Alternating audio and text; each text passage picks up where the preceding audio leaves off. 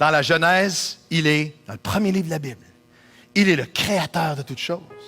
Mais il est aussi celui, Genèse 3,15, qui écrasera la tête du serpent.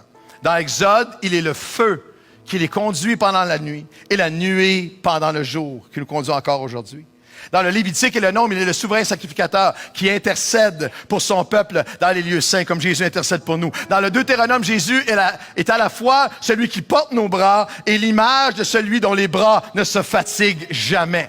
Dans Josué, il est le chef de l'armée de l'Éternel. Dans les Juges, il est l'épée de Dieu. Dans Ruth, il est l'époux parfait qui prend soin de son épouse, comme Jésus prend soin de nous, de son Église, son épouse. Dans 1er et 2e Samuel, il est celui qui appelle les jeunes à son service et il les appelle encore. Dans 1er et 2e Roi, je vois Jésus. Il est ce char de feu qui ramène Élie vers le ciel, qui va amener chacun de nous en lui pour transcender le temps et être avec lui pour toujours. Dans 1er et 2e Chronique, il est la gloire de Dieu qui remplit le temple de Salomon et sa gloire vient maintenant remplir le temple de nos vies. Dites amen à n'importe quel moment.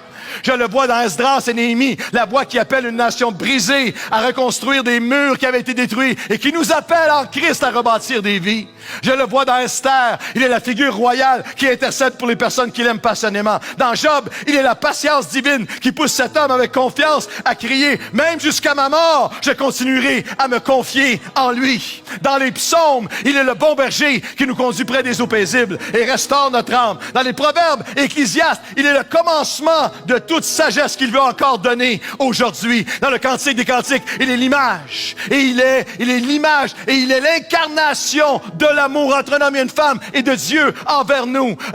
Il est l'image du fiancé parfait. Là encore, dans Ésaïe, il est l'agneau immolé pour nos transgressions, meurtri pour nos iniquités. Je vois Jésus dans Jérémie et dans Lamentation. Il est la voix qui appelle un jeune homme et lui dit « Avant ta naissance, je te connaissais. Et avant que tu sois même sorti du ventre de ta mère, je t'appelais. » Et Jésus appelle encore aujourd'hui, quel que soit d'où tu viens, à être une nouvelle création. Oh, dans Ézéchiel, il est le vent des quatre coins de la terre qui ranime une vallée d'ossements sèches. Dans la louange et l'adoration, il nous ranime encore aujourd'hui. Dans Daniel, il est le rocher qui, sortant des montagnes, sans l'aide de main humaine, va dominer sur toute chose à la fin des temps, sur toute nation qui plieront le genou devant lui. Dans Osée, il est le mari, le Dieu plein de grâce et affectueux qui pardonne et rachète et nous reprend toujours. Dans Joël, Amos, Abdias, Jonas, Michée, Nahum, Habakkuk, Sophonie, Agé, Zacharie, Malachi. Il inspire la voix des derniers prophètes. Il est celui qui parle et prépare l'œuvre rédemptrice et annonce comme il nous appelle, comme Jésus en nous appelle à annoncer son nom véritable à ceux qui ne le connaissent pas.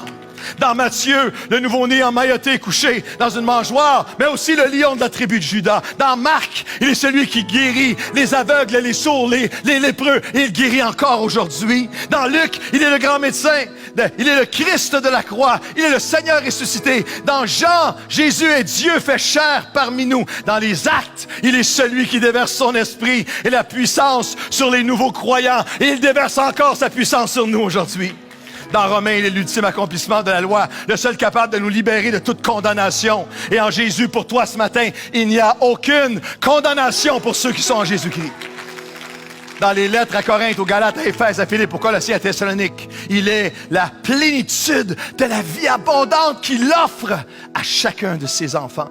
Dans Timothée, Tite et Philémon, il est l'appel et la passion de jeunes qui se consacrent à une vie de service pour Dieu. Dans Hébreux, il est Jésus-Christ, le même hier, aujourd'hui et éternellement, de Elohim à Emmanuel, à vous et moi, dans son Église aujourd'hui. Dans Jacques, Pierre et Jude, il est la plus grande puissance de l'univers, la puissance triomphante de l'amour. Et dans l'Apocalypse, le dernier livre de la Bible, il est le commencement et la fin, le premier et le dernier, l'alpha et l'oméga, il est le roi des rois, il est le Seigneur des seigneurs, il est Elohim et il est Emmanuel.